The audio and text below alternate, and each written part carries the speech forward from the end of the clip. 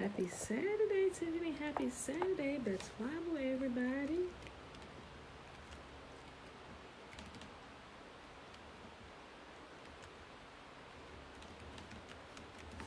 Okay. All right. I got them both live going right now. Facebook and YouTube. All right, beautiful people. Happy Saturday. Happy Saturday. I'm going to ask this so I can get this pulled up right here. Okay. Move this over here. All right. There we go. Happy Saturday. Happy Saturday. It is November the 21st, 2020, day 4 of year 3 of reading through the books of the law and the prophets, and of the 2-year consecutive day count, it is day 672. 672.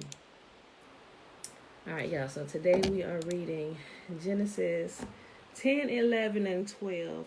And Jubilees and Jasher, they have, I like having the live options. Thanks. You're welcome. You're welcome. Jubilees and Jasher, over the next few chapters of Genesis, Jubilees and Jasher kind of fills in a story a whole lot. Betwabble, Trina and TT. And we just don't have enough time to read all of that. So I'm pick and choose the corresponding chapters to hit on a couple places in Genesis as we move on, because some of the chapters in Jasher and Jubilees, they get kind of long, plus some of the stuff in Enoch. So I chose the portion out of Jubilees today because we read Enoch chapter 15. It's going to hit on some of that stuff with the Tower of Babel and things like that we're going to get into today, and how even after the flood, Noah's grandsons and stuff, they started with some of them same shenanigans again, which got the earth flooded in the first place. So we'll get right into that. Okay, so let me make sure this is good. All right, so to go ahead and get started. All right, y'all. Genesis chapter 10. Okay. All right, this is the account, and most of this today in Genesis, y'all, is kind of the genealogy, but we're gonna pull out some of that. 10 and 11 is like genealogy. Okay. All right, Genesis chapter 10. Okay. This is the account of the families of Shem, Ham, and Japheth, the 3 sons of Noah. Many children were born to them after the great flood. The descendants of Japheth were Gomer, Magog, Madai, Juvan, Tubal, Meshach, and Tiras. The descendants of Gomer were Ashkenaz, Rephath, and Togarmah. The descendants of Javan were Elisha, Tarshish, Kittim. Oh, remember this name. We're going to hear this a lot because this is one that's changed a lot through the years. You will hear Kittim, Chittim. That's all, it's Edom. Kittim, Chittim over the years. That's like one of the names I've been able to follow. But a lot of these names have changed, but a lot of these people are still alive in the earth today, y'all. So it's a lot of research trying to track back names, and sometimes it's exhausting. But that's one that I know. Kittim, Chittim, Edom, all them. Okay. So the descendants of Javan were Elisha, Tarshish, Kittim, and Rodanim. Their descendants became the seafaring peoples that spread out to various lands, each identified by its own language, clan, and national identity. The descendants of Ham were Cush, Mizraim, Put, and Canaan. Remember Mizraim in the Sefer, we hear Mizraim all the time, but that's Egypt, right? Egypt was named after Egypt, or Mizraim. The descendants of Cush were Seba, Havilah, Sabta, Ramah, and Sabteka. The descendants of Ramah were Sheba and Dedan. Cush was also the ancestor of Nimrod, who was the first heroic warrior on the earth. Since he was the greatest hunter in the world, his name became proverbial. People would say, this man is like Nimrod, the greatest hunter in the world. He built his kingdom in the land of Babylonia with the cities of Babylon, Erech, Akkad, and Calneh. From there he expanded his territory to Assyria, building the cities of Nineveh, Rehoboth, Calah, Rezin, the great city located between Nineveh and Calah. Now, this right here, these 4 verses, 8 to 12, when it talks about Nimrod, this is the only thing they tell us about Nimrod, but you will get the whole entire expanded story about what Nimrod did between Jubilees and Jasher. Boy, Nimrod, y'all got to go read about him. And we just don't have time to read everything that they have covering Nimrod. Mizraim was the ancestor of the Ludites, Ammonites, Lehabites, Nephaltites, Perathites, Cashulites, the Capharites, from whom the Philistines came. Y'all, I know I'm chopping up some of these names. I'm sorry. Just bear with me. Canaan's oldest son was Sidon, the ancestor of the Sidonians. Canaan was also the ancestor of the Hittites, Jebusites, Amorites, Girgashites, Hivites, Archites, Sinites, Arvadites, Zemarites, and Hamathites. The Canaanite clans eventually spread out, and the territory of Canaan extended from Sidon in the north to Gerar and Gaza in the south and the east as far as Sodom, Gomorrah, Admah, and Zeboim near Lasha. Bella, you're going to have to wait because I'm going to have to get a scoop and everything. I'll give you something when I'm done with the reading. Just hold on a minute. I start myself. Oh, all right. Go ahead. Get the scoop. You can scoop it yourself. These were the descendants of Ham, identified by clan, language, territory, and national identity. Good morning, Christina. Sons were also born to Shem, the older brother of Japheth. Shem was the ancestor of all the descendants of Eber. The descendants of Shem were Elam, Asher, Arphaxad, Lud, and Aram. The descendants of Aram were Uz, Hul, Gether, and Mash. Arphaxad was the father of Shelah, and Shelah was the father of Eber. Eber had 2 sons. The first was named Peleg, which means division, for during his lifetime, the people of the world were divided into different language groups. His brother's name was Joktan. Remember yesterday, we read a little bit more in detail about Peleg in Jasher 5 and 6. Joktan was the ancestor of Almodad, Shelif, Hazar-Maveth, Jerah, Hadaram, Uzal, Diklah, Obal, Abmael, Sheba, Ophir, Havilah, and Jobab. All these were descendants of Joktan. The territory they occupied extended from Nisha all the way to Sephar in the eastern mountains. These were the descendants of Shem, identified by clan, territory, and national identity. These are the clans that descended from Noah's sons, arranged by nation according to their lines of descent. All the nations of the earth descended from these clans after the great flood.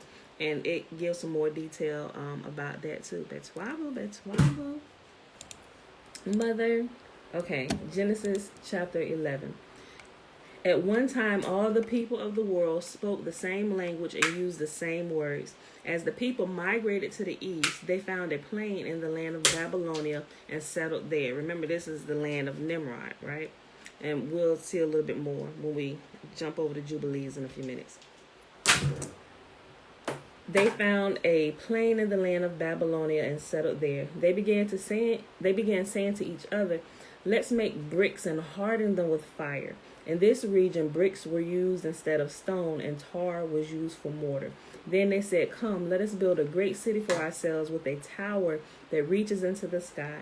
This will make us famous and keep us from being scattered all over the world." But Yahuwah came down to look at the city and the tower that the people were building. "Look," he said, "the people are united and they all speak the same language. After this, nothing they set out to do will be impossible for them. Come, let's go down and confuse the people with different languages. Then they won't be able to understand each other. In that way, Yahuwah scattered them all over the world, and they stopped building the city. That is why the city was called Babel, because that is where Yahuwah confused the people with different languages. In this way, he scattered them all over the world. This is the account of Shem's family. 2 years after the great flood, when Shem was 100 years old, he became the father of Arphaxad. After the birth of Arphaxad, Shem lived another 500 years and had sons and daughters. When Arphaxad was 35 years old, he became the father of Shelah. After the birth of Shelah, Arphaxad lived another 403 years and had other sons and daughters. When Shelah was 30 years old, he became the father of Eber. After the birth of Eber, Shelah lived another 403 years and had other sons and daughters. When Eber was 34 years old, he became the father of Peleg. After the birth of Peleg, Eber lived another 430 years and had other sons and daughters. When Peleg was 30 years old, he became the father of Ru. After the birth of Ru, Peleg lived another 209 years and had other sons and daughters. When Ru was 32 years old, he became the father of Serug. After the birth of Serug, Ru lived another 207 years and had other sons and daughters. When Serug was 30 years old, he became the father of Nahor. After the birth of Nahor, Serug lived another 200 years and had other sons and daughters. When Nahor was 29 years old, he became the father of Terah. After the birth of Terah, Nahor lived another 119 years and had other sons and daughters. After Terah was 70 years old, he became the father of Abram, Nahor, and Haran. Also, these four, Terah and his three sons, Abram, Nahor, and Haran, it gets into extreme detail about their lives. Some of the things with Abram, which his name was changed to Abraham, which he saw. There is a book with some of the visions that he had during this time as well. It's called The Apocalypse of Abraham. I've shared that before. I'll share it again here. I'll share the PDF, and somebody read it on YouTube. So if you want to listen to it, I'll put it in there too. Let me see.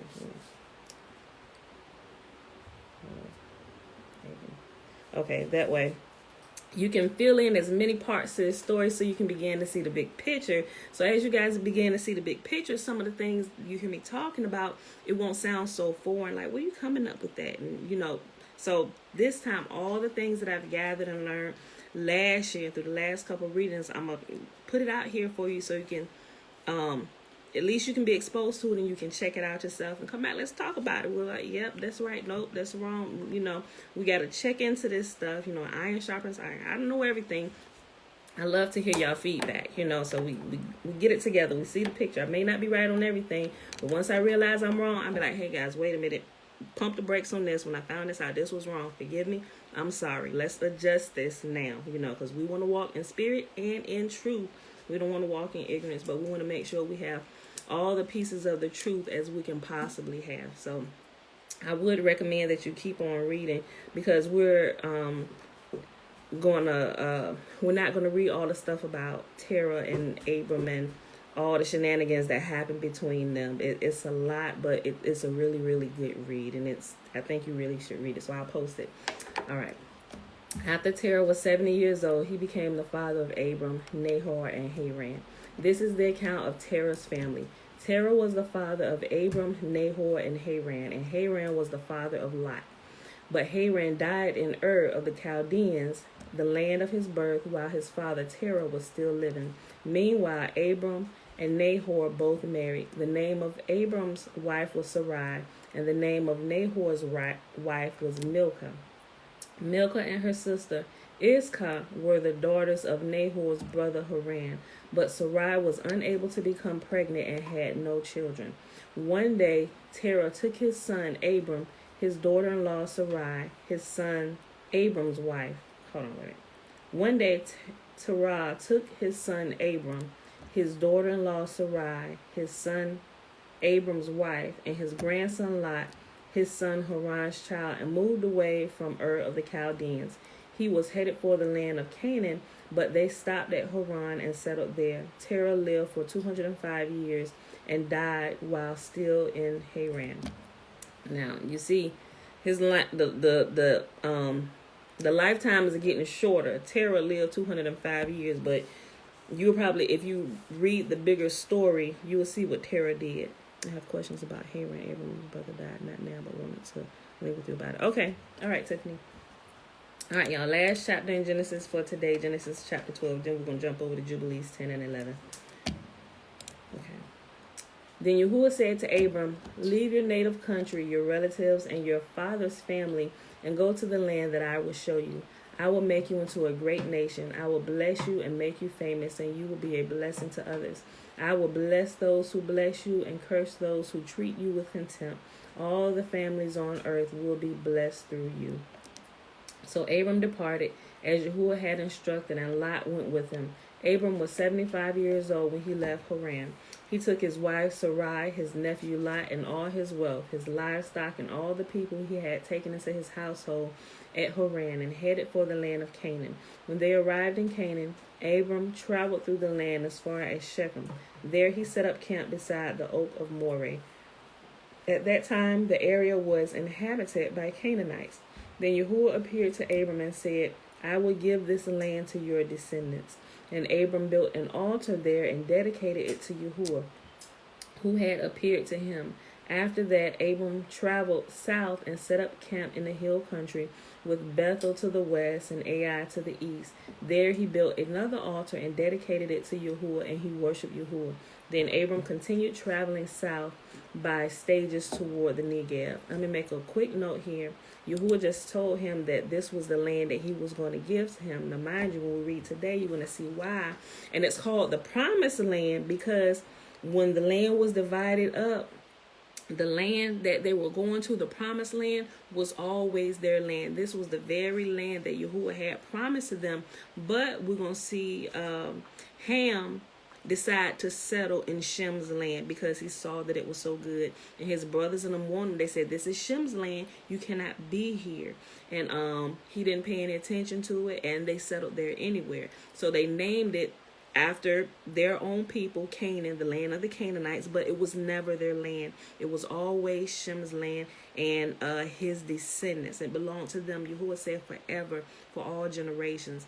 And they had to go in, and we'll read through the Exodus and how Yahuwah said, I'm going to uproot them little by little, lest the land overtake you and the animals and stuff. So Yahuwah had to slowly move out the people who should not have been there, which was his brethren. They had their own land. They didn't want to be there. They wanted to be in Shem's land, the best portion of the land where Yahuwah himself resides. Well, we're going to read a little bit of that today. All right. I get so excited about this, y'all. I'm telling y'all, when y'all get the full story, all this stuff begins to make so much sense, and your thinking and understanding just expands, and Yahuwah can reveal more things to you about stuff, and it's like, poof. It's so much fun. I'm telling y'all. Okay. Yahuwah, I read this again. Then Yahuwah appeared to Abram and said, I will give this land to your descendants. And Abram built an altar there and dedicated it to Yahuwah, who had appeared to him. After that, Abram traveled south and set up camp in the hill country, with Bethel to the west and Ai to the east. There he built another altar and dedicated it to Yahuwah, and he worshipped Yahuwah. Then Abram continued traveling south by stages toward the Negev. At that time, a severe famine had struck the land of Canaan, forcing Abram to go down to Egypt, where he lived as a foreigner. Remember, Egypt was a part of this land. They just named it after one of their sons, but Egypt was originally a portion of the promised land that Yahuwah gave to the descendants of Shem forever. Abram said to his wife Sarai, look, you are a very beautiful woman. When the Egyptians see you, they will say, this is his wife. Let's kill him, then we can have her. So please tell them you are my sister. Then they will spare my life and treat me well because of their interest in you. And sure enough, when Abram arrived in Egypt, everyone noticed Sarai's beauty. When the palace officials saw her, they sang her praises to Pharaoh, their king, and Sarai was taken into his palace. Then Pharaoh gave Abram many gifts because of her: sheep, goats, cattle, male and female donkeys, male and female servants, and camels. But Yahuwah sent terrible plagues upon Pharaoh and his household because of Sarai, Abram's wife. He wasn't named Abraham yet. I'm sorry, y'all. So Pharaoh summoned Abram. Okay, you did this. Good job, baby girl. Look at this. Yay, high five. Yay, let Isaiah scoop his own, baby. So Pharaoh summoned Abraham and accused him sharply. What have you done to me? He demanded. Why didn't you tell me she was your wife? Why did you say she is my sister and allow me to take her as my wife? Now then, here's your wife. Take her and get out of here. Pharaoh ordered some of his men to escort them and he sent Abram out of the country along with his wife and all his possessions. All right, y'all. So let's go ahead and hop over here to Jubilees 10 and 11. Move this. Okay, can y'all see me?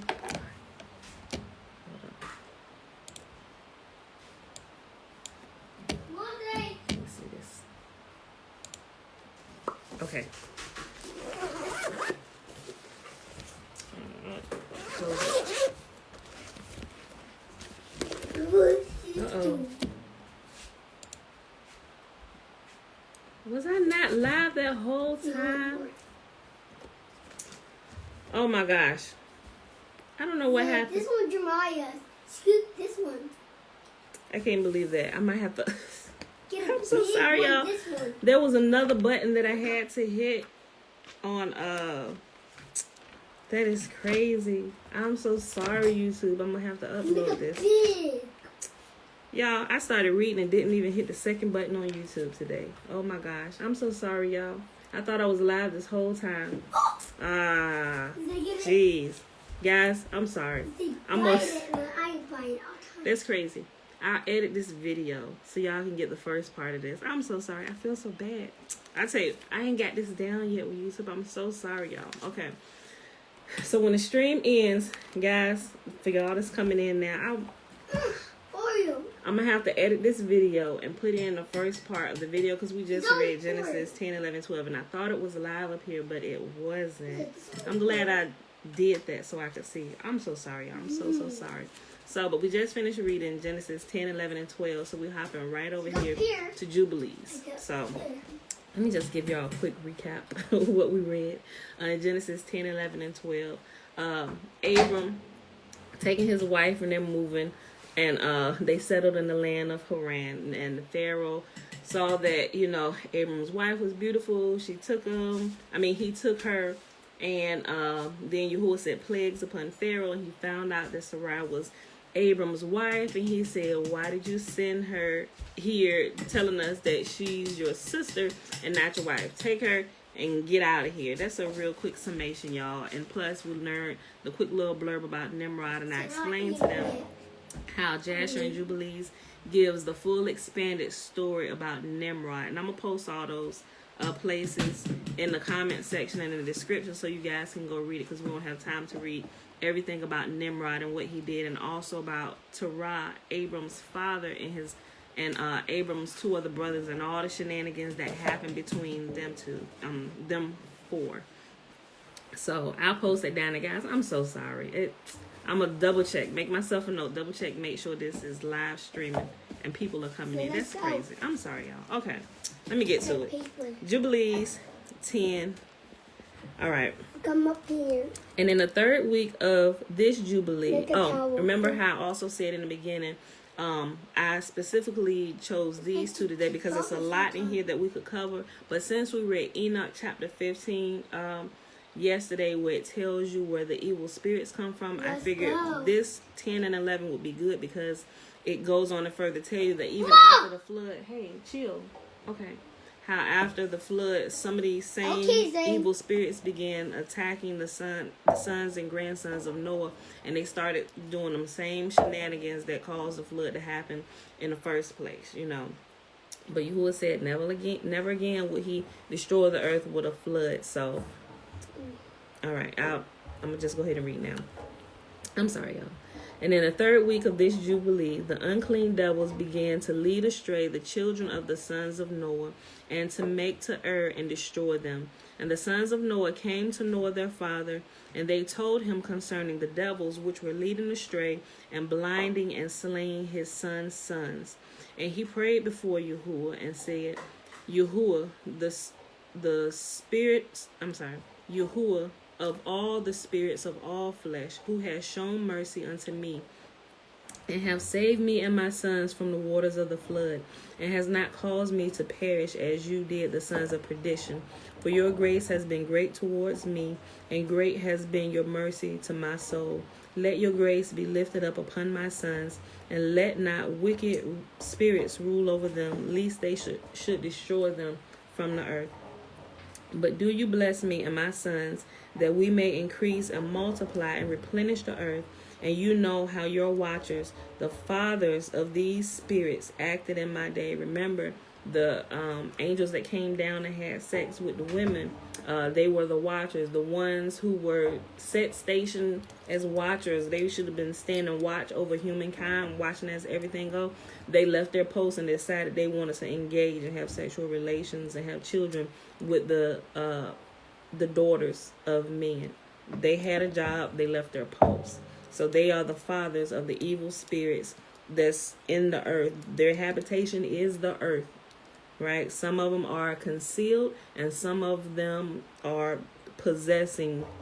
They're born of flesh and the spirit. Some of them are actually living within some of the human beings walking around here. That's what Enoch 15 tells us. So y'all, people out here crazy, they very well might be. They very well might be. Listen. But do you bless me and my sons, that we may increase? Hold on, let me go back up. For your grace has been great towards me, and great has been your mercy to my soul. Let your grace be lifted up upon my sons, and let not wicked spirits rule over them, lest they should destroy them from the earth. But do you bless me and my sons, that we may increase and multiply and replenish the earth? And you know how your watchers, the fathers of these spirits, acted in my day. And as for me, the spirits which are living, imprison them and hold them fast in the place of condemnation, and let them not bring destruction on the sons of your servant, my God, for these are malignant and created in order to destroy. And let them not rule over the spirits of the living, for you alone can exercise dominion over them. And let them not have power over the sons of righteousness, for henceforth and forevermore. And Yahuwah bade us to bind all. And the chief of the spirits, Mastema, came and said, Yahuwah, Creator, let some of them remain before me, and let them hearken to my voice, and do all that I shall say unto them. For if some of them are not left to me, I shall not be able to execute the power of my will on the sons of men. For these are for corruption and leading astray before my judgment. For great is the wickedness of the sons of men. So we see right here, Yahuwah has authorized, like he said, he authorized some of these evil spirits to be here. It's a part of the whole bigger plan, y'all. Okay. And he said, let the 10th part of them remain before him, and let 9 parts descend into the place of condemnation. And one of us he commanded that we should teach Noah all their medicines, for he knew that they would not walk in uprightness nor strive in righteousness. Now Yahuwah knew, even after the flood, he knew more shenanigans was going to be going on. So he told one of the watchers, go ahead and teach Noah how to, use the herbs of the field and medicine and stuff, because they're going to start dying and they're going to need to be healed from some things. So teach them about this. I'll read that again.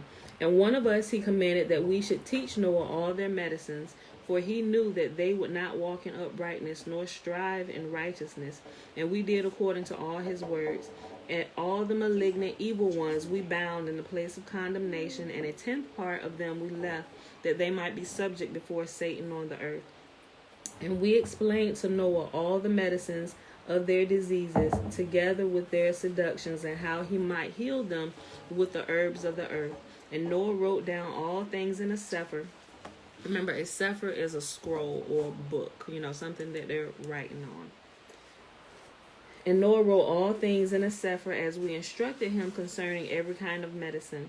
Thus the evil spirits were produced from hurting the sons of Noah. And he gave all that he had written to Shem, his eldest son, for he loved him exceedingly above all his sons. And Noah slept with his fathers, and was buried on Mount Lubor in the land of Ararat. 950 years he completed in his life, 19 jubilees, in 2 weeks and 5 years. And in his life on earth he excelled the children of men, except for Enoch, because of the righteousness wherein he was perfect.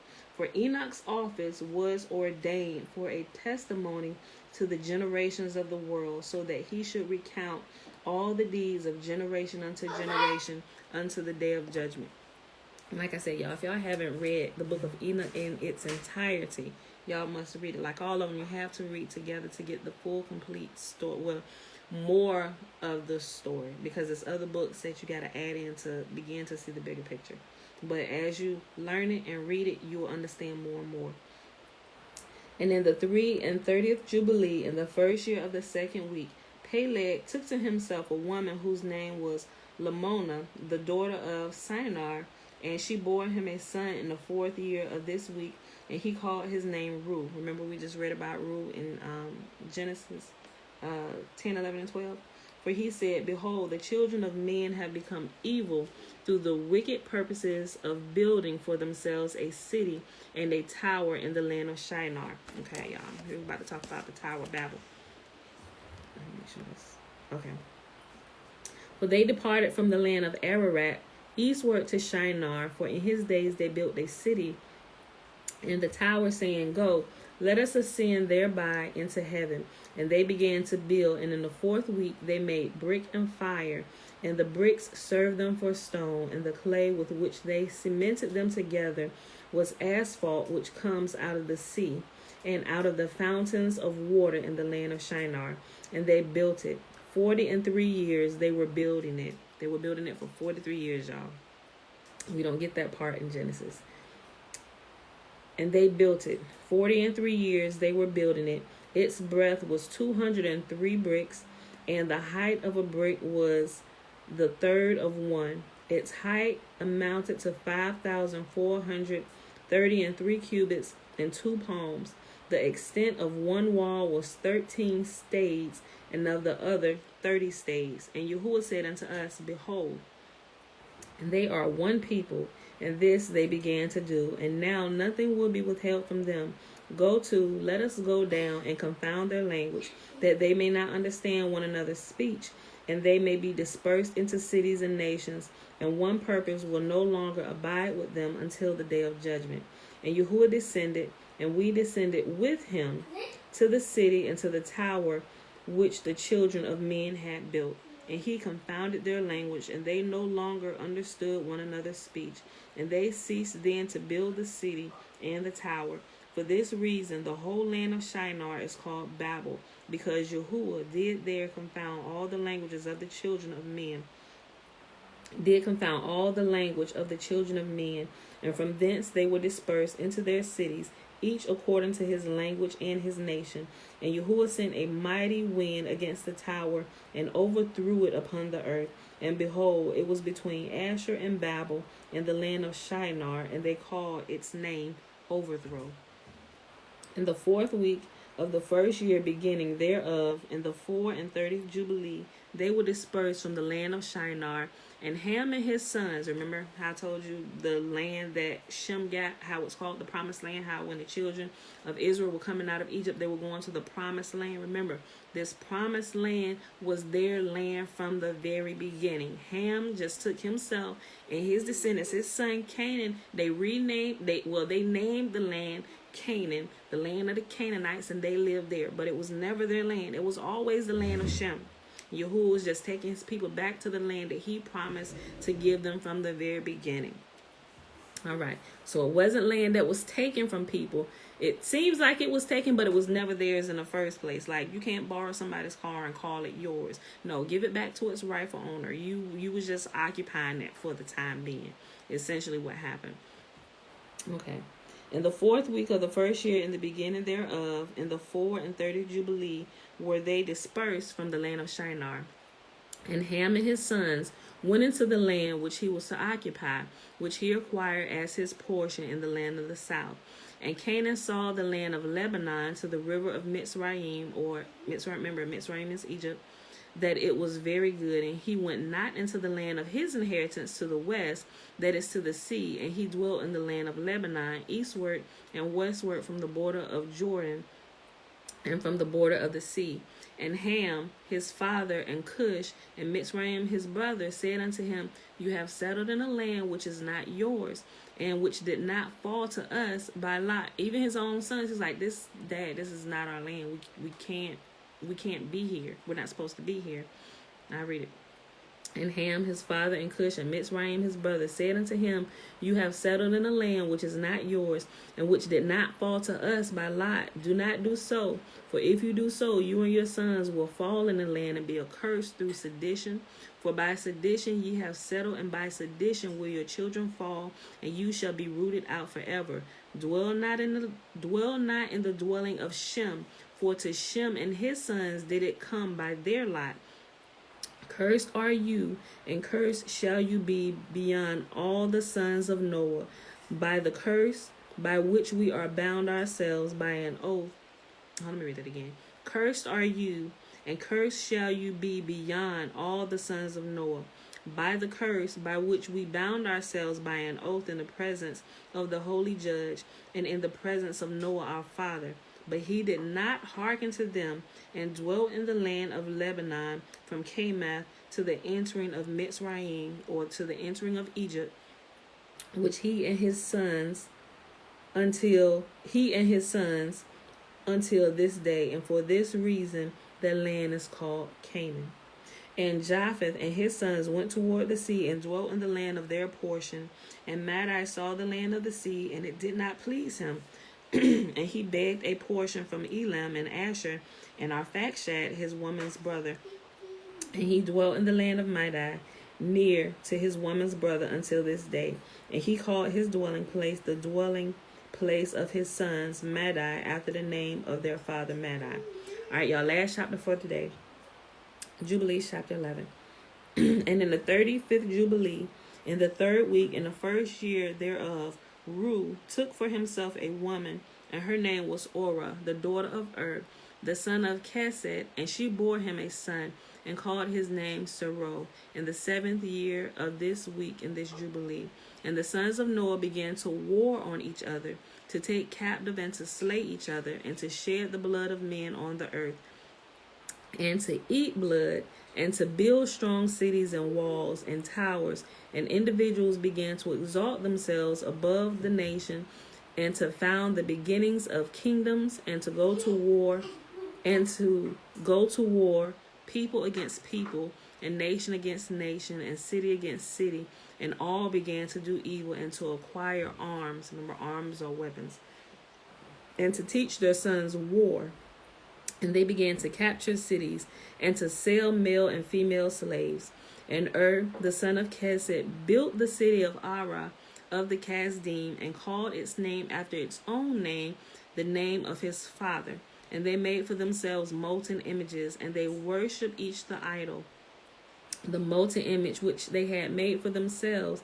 And they began to make graven images, and unclean simulacra, and malignant spirits assisted and seduced them into committing transgression unto uncleanness. Remember, when you get off and you're no longer doing righteousness, those spirits that are bound here to the earth, they can make themselves manifest, or they can be concealed. They will begin to assist you in your wickedness, to help you to get to your destructive end. Okay. I'll go back. I'll read it again. Verse 3. And the son of Chesed, built the city of Arah of the Kasdim, and called its name after its own image and the name of his father. And they made for themselves molten images, and they worshipped each the idol, the molten image which they had made for themselves. And they began to make graven images, and unclean simulacra, and malignant spirits assisted and seduced them into committing transgression and uncleanness. And the prince Mastema exerted himself to do all of this, and he sent forth other spirits, those which were put under his hand, to do all manner of wrong and sin, and all manner of transgression, to corrupt and destroy, and to shed blood upon the earth. Remember, Yahuwah said, I create good and I create evil. There are watchers still in place who have the control, who's Lord over, they're under the evil spirits are under his control, and he has the authority from Yah to do this, good and evil. Yahuwah, they're both here, for the sons of perdition, the ones that's doing unrighteousness, you default to him. Those of righteousness, you default to the watchers who help us stay on the righteous path. Y'all get what I'm saying?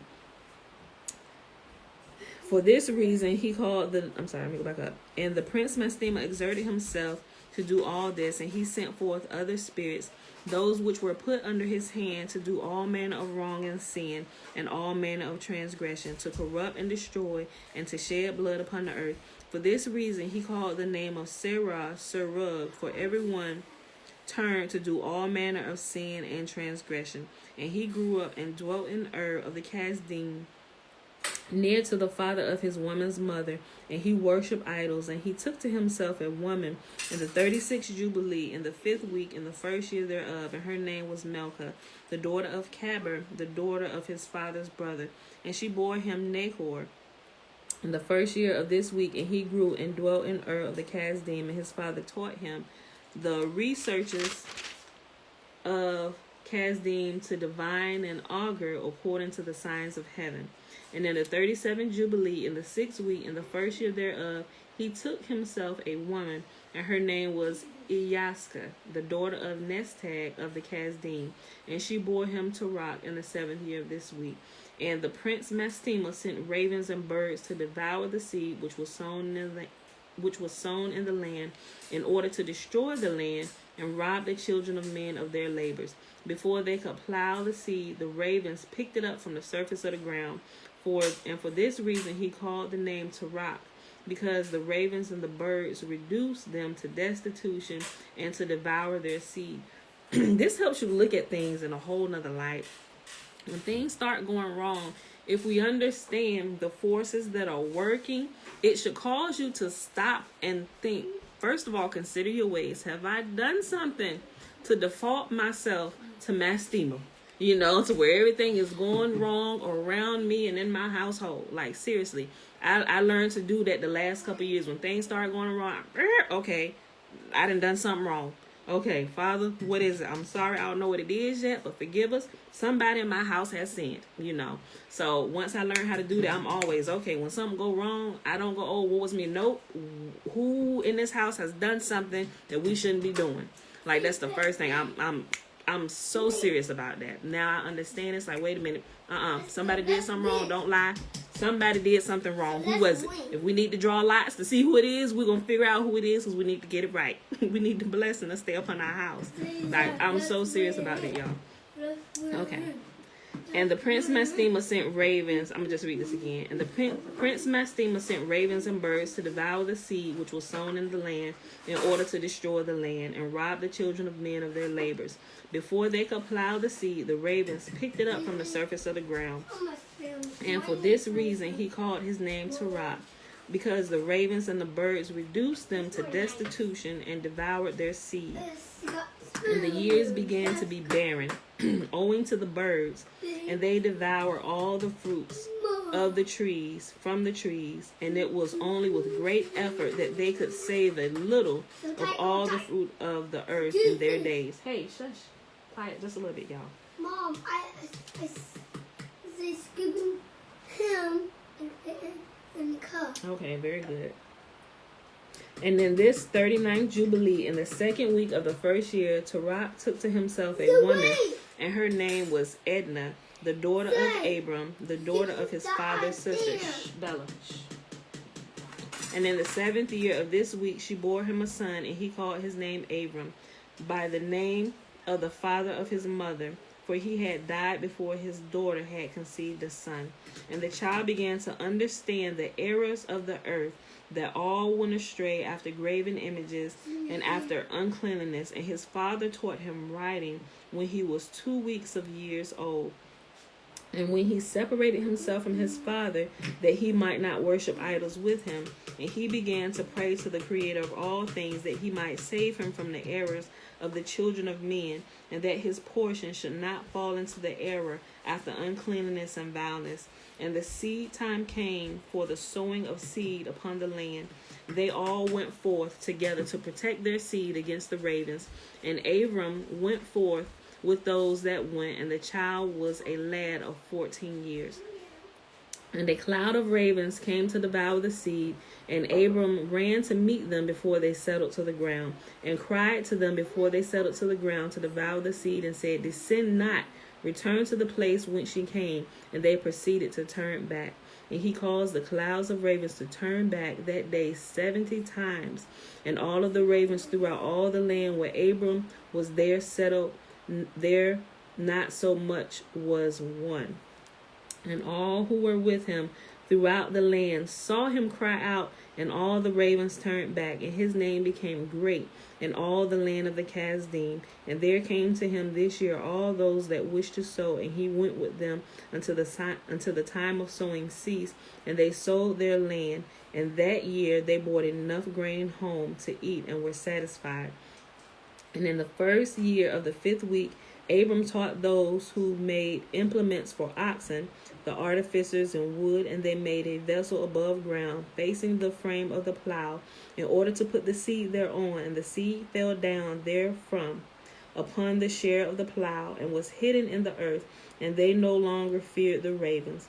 And after this manner they made vessels above the ground on all the frames of the plows, and they sowed and tilled all the land according as Abram commanded them, and they no longer feared the birds. I'm telling you, walking in righteousness will give you wisdom to keep the birds from eating up the seed so you don't starve to death.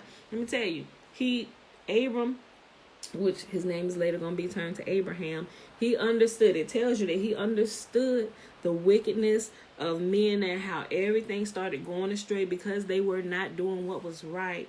And as he began to walk in his righteousness, he went forth in confidence, knowing that, get out of here, birds, you will not eat my seed. You will not steal the seed from my family. And they said there was not one bird, not one crow, raven found in all of his land. And when the people saw this, they came seeking Abram out. He became famous. Wait a minute, this man know how to keep the ravens away. He know how to keep the crows away. His land is flourishing. What is he doing that we are not doing? So they came to him, and Yahuwah used Abram. And this story goes on, and it tells so much more. I implore you guys, y'all have to read this if y'all haven't read it. Read it multiple times, because every time you read it, something that you missed the first time sinks in just a little bit deeper, and you begin to understand. And I just read it over and over and over. People think I have like all this wisdom from heaven. I'm like, bro, I just keep reading stuff over and over again until I get it. Like, seriously, some people can just get stuff. I have to do the work in reading and listening to it a lot, because I just take it in. I'm like, because I got so much I'm doing. I really don't have a lot of time to sit and study like a lot of people think I do. I really don't. I utilize YouTube, people who took this and read it out loud. I utilize that a lot, and I utilize the Bible app, and I let it play, so it's constantly going into me, and so I'm constantly filling myself with it, and the more I listen to it, and when I do read it, the more I understand. I'm like, and it's easy to put the pieces together. I was like, so that's what that meant in Genesis. Oh snap. And I get so excited, y'all, and the picture comes together. And the more information you have, a lot of the teachings that we learned growing up in the church, not saying everything was wrong, don't throw the baby out with the bathwater, but I'm just saying your understanding, it gets bigger. It stretches, and you understand more, and it fills in pieces of those ambiguous parts of the puzzle that you don't quite understand, that don't quite make sense, because you don't have the whole story. You're just getting bits and pieces until you actually go in there and get all the pieces that you're missing, or at least most of the pieces. Not saying that these are all the pieces, because I'm absolutely sure that it's not. So all right, beautiful people, like I said, YouTube, I'm so sorry.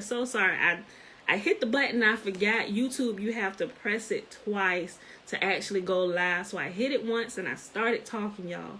And then it wasn't until after we got done where I was making it bigger, because I was going here where I saw that it wasn't live at all. I'm so sorry. So like I said, once I'm done here, I'm going to edit this video. That way, the first part that you get, because I explained a couple things in the beginning too that you probably should see.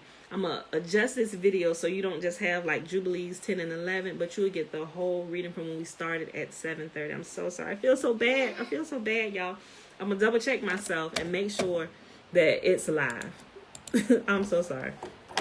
So this is day 3 of the live, and I ain't got it all down yet, but I'm sorry. I'm going to fix it, y'all. I promise you, I'm going to fix it as soon as we get done. All right, y'all. So a quick recap. We did start on time at 7:30. It is Saturday, November the 21st, 2020. Day 4 of year through of reading through the books of the law and prophets. And of the 3-year consecutive day count days, 672, 672. Guys, we're gonna be at 1,000 days pretty soon, man. Another over almost 2 years, but y'all get it, right? Well, actually, a little over a year we'll be at 1,000 days. So, yeah, into year 5. So, but today we read Genesis 10, 11, and 12, and Jubilees 10 and 11. I would, like I said, I highly recommend that you fill in these chapters. I know we read Jubilees 1, 2, and 3, but the ones in between we read 5 and 6. Go read the chapters that we're not reading so it fills in other places. I'm just, based on what we're reading for the day, I'll choose from the many stories that's in our base reading from the 3 chapters from the Bible, and I'll pick a few stories out of there and we'll add to that. But all them stories in there expanding, I would recommend you just go in there and read all of it or listen to all of it. But I put all those in there so you can do either one, whether you want to read it or you want to listen to it. I give you YouTube links and the PDFs if you want to go actually read it with your own eyes. So at least save it if you want to read it later, listen to it later. Whatever. The videos will be here to YouTube, take them down, whatever. All right, y'all. So with that being said, let's go ahead and do the blessing, which is found in Numbers chapter 6.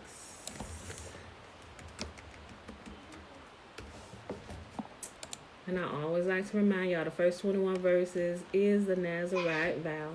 Take a look at that. Man or woman can take that vow. All right, and the blessing starts at verse 22, all the way to the end of the chapter, verse 27. And Yahuwah spake unto Moses, saying, Speak unto Aaron and unto his sons, saying, On this wise ye shall bless the children of Israel, saying unto them, May Yahuwah bless us and keep us. May Yahuwah make his face to shine upon us and be gracious unto us. May Yahuwah lift up his countenance upon us and give us his peace. And they shall put my name upon the children of Israel, and I will bless them. All right, beautiful people. I love y'all, and I will see y'all Monday morning. We resting tomorrow, y'all. So I'm gonna go ahead and fix the YouTube live, y'all. I'm gonna do it in the studio, see if it'll let me keep this part and just add the beginning part up here. If not, I may just have to delete this live altogether and just upload it from the one that comes right from Facebook, like I've been doing like the last year. So either way, you will catch the beginning up there, or if you want to watch it right now, just go to the Facebook page and it's, you can just watch it right now. I'll post that link in here too, so if you want to go up there and do it. So with that being said, beautiful people, I'll post it in the comment section if you don't want to wait for this to upload, because it's going to take a few minutes. So I'm going to go ahead and post the Facebook link into the YouTube comment section as soon as I end this, y'all. All right, y'all. I love y'all. And I see y'all bright and early Monday mornings.